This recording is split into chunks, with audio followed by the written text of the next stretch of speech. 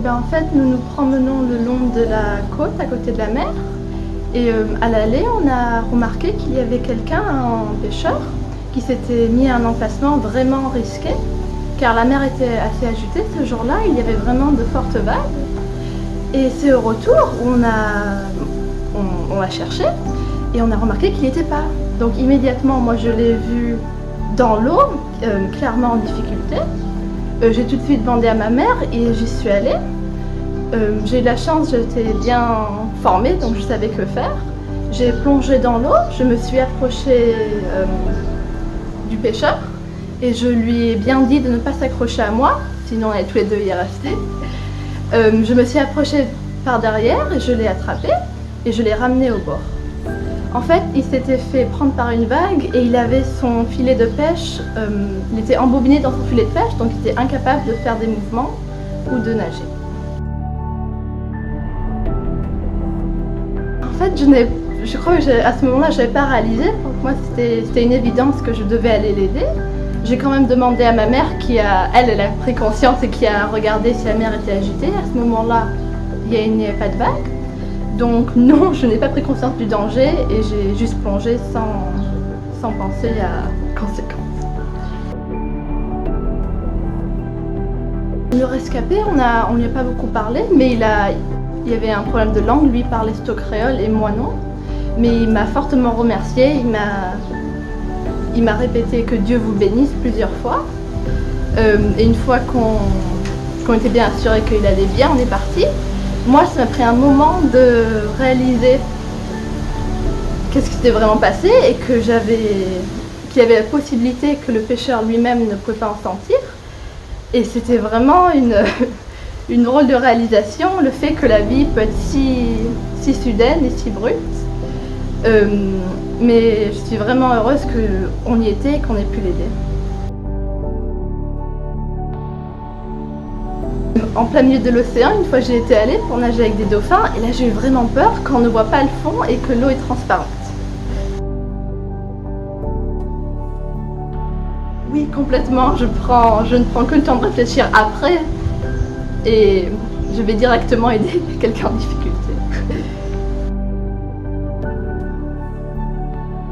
Je crois que c'est surtout ma mère. On est assez proches et en fait, moi en grandissant, j'ai beaucoup voyagé. Donc ma source d'inspiration, c'est surtout ma famille, car on a toujours été ensemble et on a vécu toutes nos meilleures expériences ensemble. Donc oui, je dirais surtout ma mère. Comme j'ai habité au Kenya, j'avais un très bon prof de natation. Il m'encourageait tout le temps. C'était une période assez difficile, donc je n'avais pas trop le moral, mais il m'encourageait à faire de mon mieux. Et c'est grâce à lui que j'ai appris autant de choses.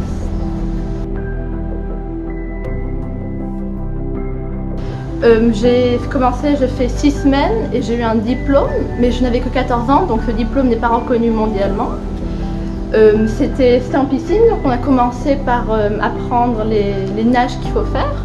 Et après on allait dans les choses les plus techniques, comme comment tenir quelqu'un et que faire dans d'autres situations. Et après, j'ai continué à en faire à l'école, ils donnaient des cours, mais plus relax.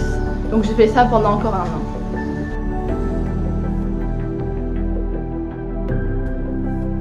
Peut-être pas complètement, mais j'aimerais bien, oui, travailler pendant l'été ou pendant mes vacances, travailler dans le sauvetage. On s'est renseigné ici et j'aimerais bien finir, avoir le diplôme officiel. Comme j'ai 16 ans, je pourrais, et peut-être plus tard travailler.